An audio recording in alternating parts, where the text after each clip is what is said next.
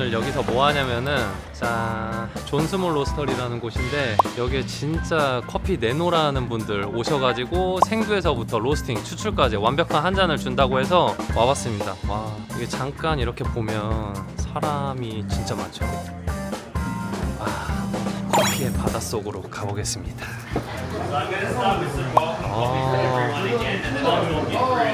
자 오늘 행사 기획하는 우리 오 대표님 형님 무슨 일이죠?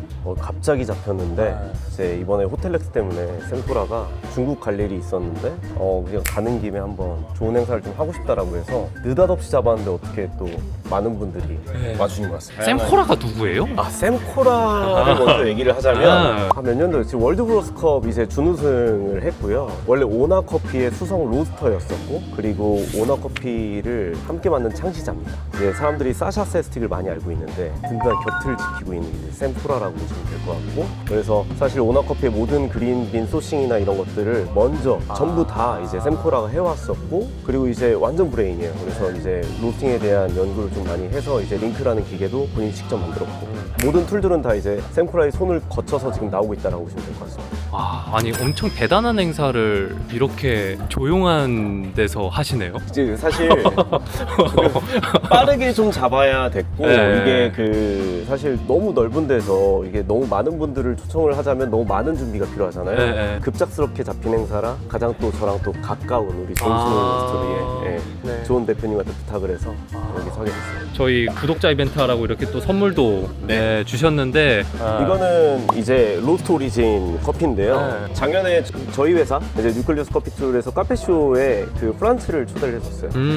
프란츠가 이제 로스트 오리진의 프로듀서라고 보시면 될 것 같은데 로스트 오리진 같은 경우에는 체리를 그냥 사서 가공만 하는 회사입니다. 그리고 굉장히 맥주 양조 쪽으로 사실 굉장히 유명한 효모 발효에 관한 지식이 굉장히 뛰어난 친구들이 있거든요. 그래서 그 뛰어난 지식을 바탕으로 본인들이 파나마에 있으니 파나마의 좋은 농장들의 체리를 사서 본인들의 노하우로 가공을 하는 그런 곳이라고 보시면 될 것 같습니다. 그래서 작년에 저희 카페쇼 왔을 때 특별히 저를 위해서 준비해준 커피고요. 대부분 로스트 오리진의 그 게이샤 커피를 많이 보셨겠지만 이건 특별히 까뚜아입니다. 굉장히 소량 나오는 커피고 이제 작년에 저희를 위해서 준비해준 프란츠의 특별한 커피다. 감사합니다. 저희 이거 구독자분들한테 또 잘 활용해 보겠습니다. 고맙습니다. 그러면 저희는 바로 행사 한번 경험해 보도록 하겠습니다. 가시죠. 네. Well, welcome to Green to Cup. So it's going to be a very interesting experience, something different for any cafe that you've probably ever been to. So my name's Sam Corraga. I'm the general manager of Nucleus. I'm also, and I've been working in coffee for over 20 years. So using my experience over the 20 years and also the tools that we produce at Nucleus, I'm going to bring you a unique cafe experience. And what's unique about it is everything that you're going to drink today starts as green coffee. Nothing's roasted, and everything that we're going to do is going to be customized to your taste and also show you exceptional coffee straight from a roaster and into a brewer and get you to enjoy a coffee how you like it, but also using some of the skills and tips that I have to approach it in a way that will express it as its best.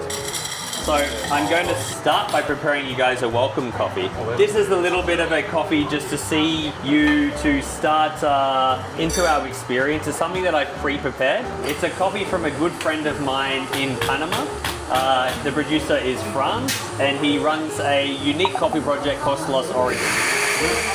So, today we're going to enjoy a world of amazing high-end Panama coffees, but I want to start with something that's a little bit more familiar. So, before 2004 and the world exploded into celebrating geisha coffee, some of the backbone varieties of Panama were Cotuay, Typica, Bourbon, these very classic varieties that are still growing in Panama, but maybe not as celebrated. So I wanted to take it back in tradition and start with something that was really the birthplace of Panama specialty coffee, which is a beautiful Cotuay coffee from Lost Origin.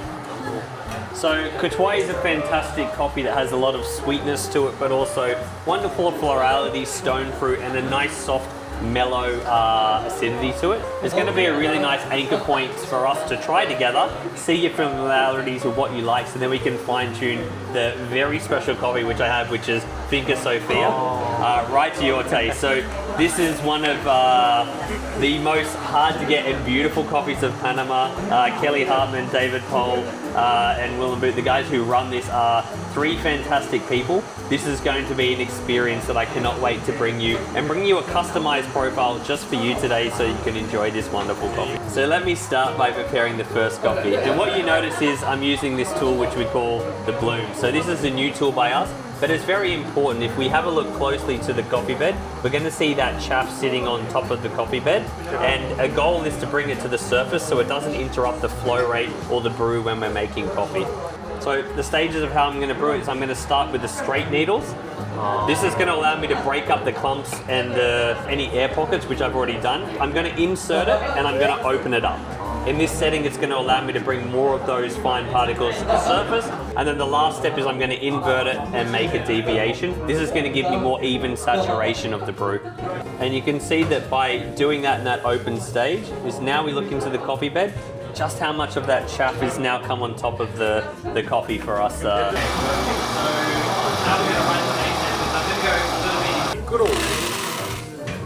Okay, so after that, this is going to be that FINCA SOPHIA that I've done a custom profile, and I'll bring the laptop over to really explain to you what I've done with that profile. 사실 이거 같이 GS랑 같이 낙찰받은. Amazing. So I'm sure you're going to enjoy this coffee a lot today, and I'm going to be preparing two side by side so you can do a taste comparison. But I'll talk you through the approach that I've done and why I've done it. So as you would know, FINCA SOPHIA is an extreme elevation farm. It starts at 2,100 meters and goes all the way up to, I think, 2,400 at the top. It's very, very high. It's such extreme conditions that even the guys behind the project, for the initial part, didn't think that the coffee was going to work. It was just too crazy, yields were too low, the trees were struggling at that elevation. They were really worried that it was not going to work because it was just simply too high, too cold, too extreme, too harsh. So the coffee took a long time to grow and there wasn't much of it, but the coffee that they did grow is truly spectacular. It's one of those coffees that has the complete complexity of geisha in its highest point. Just the purity, the intensity, the balance is phenomenal. It's one of those coffees that they didn't think it was going to work, and although they don't produce much coffee, or they didn't get much coffee, the quality they do get is phenomenal. So even though it's super low yielding, it's super hard to get, especially an auction lot of this rarity, when you do get to try it, it's just, you see the value in the coffee. It's expensive, but it's truly worth it. It's incredible coffee and one of my favorite estates. Yeah, and I was lucky enough to actually visit and walk this farm with Kelly Hartman, one of the owners. I think in 2023, and to me, just seeing the estate is such a beautiful place to visit. And as you would know, it's done so well in competitions every year. It's so consistent that the coffees they do produce are always regarded very highly in the Scout Best of Panama competitions, as well as some of the auction platforms. People are going crazy just to get their hands on whatever they can. So as I start the pour, you'll see that I'm running the first part over this ice rock, and I'm going to run the first 40% over this just to capture more of those wonderful volatile aromas that we have in these beautiful coffees. Now I ask you to lean in, especially now in this blooming phase, and just smell the complexity of that beautiful coffee. And you'll notice that it's just so intense, even in comparison to this other beautiful coffee. It just has this wonderful, intense lime blossom, jasmine blossom, super crazy with its richness. So how do we approach this coffee? We can see the roast curve is pretty unique. It's very low and very slow, but the time frame is what we're focusing on. This is such a beautiful coffee that sometimes good things don't need to rush, you need patience. So FINCA SOPHIA has these wonderful complexities to it, but what we also want to make sure is that we don't detract from those beautiful natural qualities. So time is my catalyst of balance, doing a very low, very slow approach, very similar to a light Scandinavian approach, which is going to give me very full sweetness and body, but still keep the freshness and the lightness to the profile that it has all of those juicy, light, complex acidity structures, but still is quite full-bodied and intense that shows the magnitude of such a special coffee. So let me show you a little something interesting. So We start with traditional roasting. So what we can see from traditional roasting is normally you would start with a drop temperature. Now this drop temperature is allowing us to introduce the coffee to a hot environment, but also balance out that we are able to take the coffee from start temperature to end temperature in the appropriate time frame.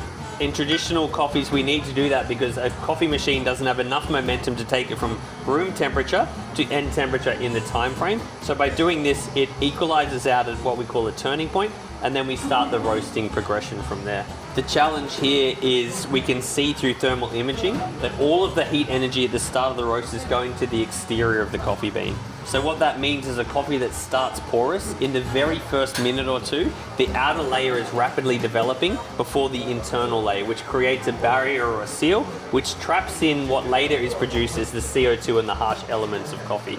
Now let's go across to link roasting, where we start at ambient temperature. And the difference here is we have no drop temperature. We actually do the preheating phase in the roaster, which means we start at room temperature and we only positively heat because I have no problem taking it from any temperature I want to any temperature I want in any time frame that I need. And what we can see is through thermal imaging that process, although there is a disparity from internal to external, it still has a lot more consistency, that it's less aggressive heat at the start of the roast. So what that means is when we roast coffee that's porous, it doesn't create that seal at the start, so a lot of those harsh CO2s are able to escape out of the coffee before we actually get to the point of production, which means that this coffee that I've just roasted and prepared for you has far less detectable CO2 than a traditional roasted coffee.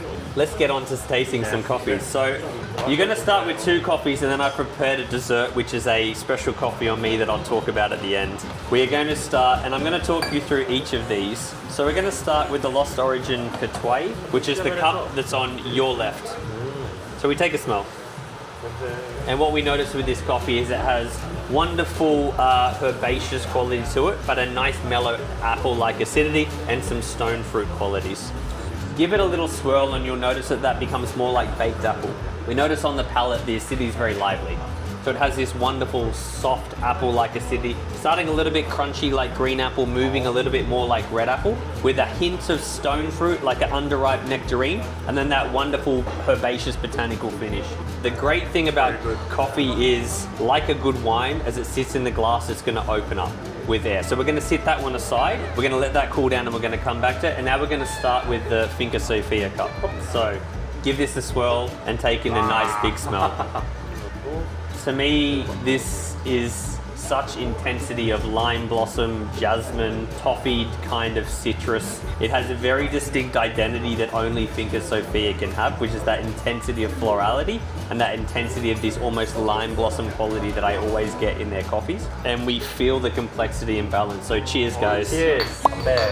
Thank you so much for this experience. So on the palate, it's almost like being in a rock concert.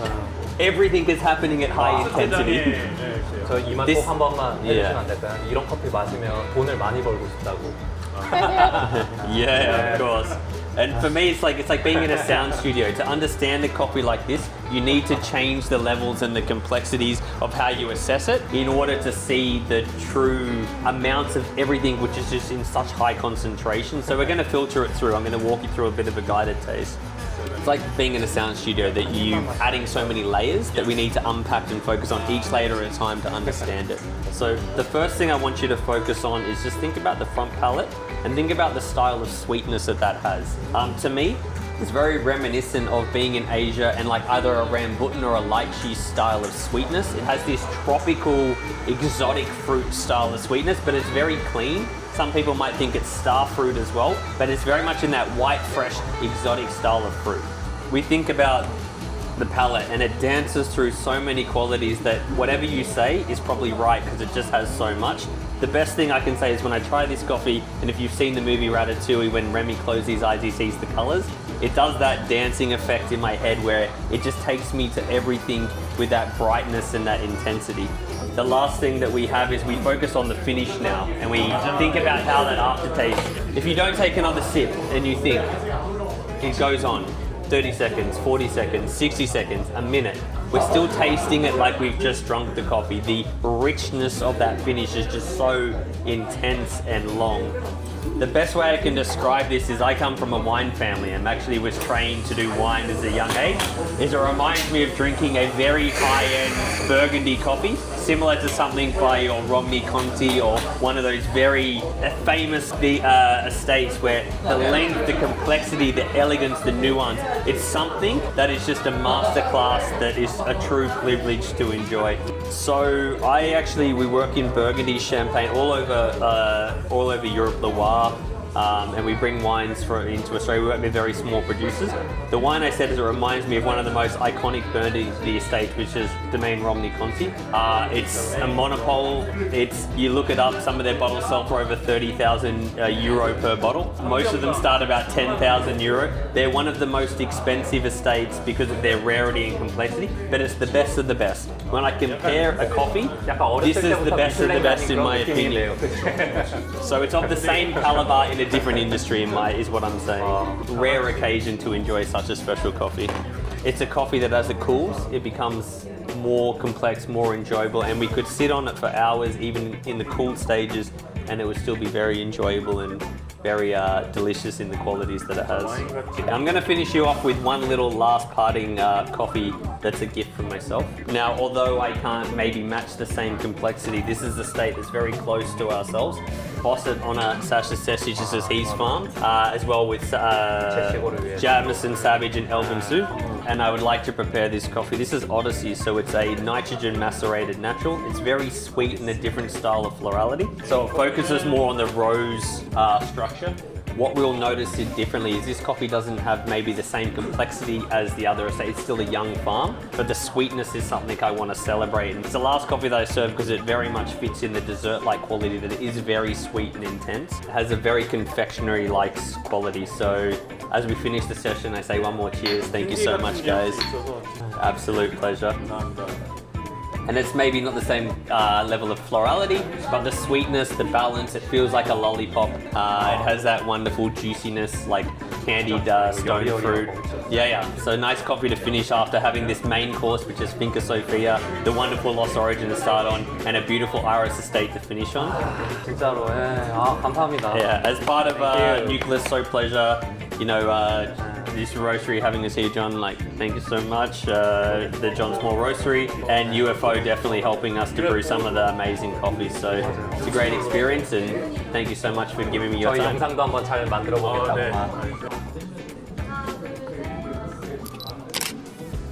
제 커피 코스가 막 끝났습니다. 진짜 저 샘 코라님이라고 하면은 진짜 스페셜티 업계에서 엄청나게 유명하신 분인데 그분의 어떤 노하우와 브루잉 그 다음에 뭐 도구 이런 노하우를 들을 수 있었던 게 정말 너무 영광이었던 시간인 것 같고 저는 솔직히 밀도가 단단한 게이샤를 로스팅을 해서 바로 맛보면은 사실은 맛적인 발현이 잘 안 될 줄 알았는데 그런 것도 생각보다 너무 잘 되고 너무 복합적인 맛이 잘 나와서 깜짝 놀랐던 것 같습니다. 역시 장인은 도구 탓을 하지 않는 것 같습니다. 다음에는 더 재밌는 컨텐츠로 뵙도록 하겠습니다. 감사합니다.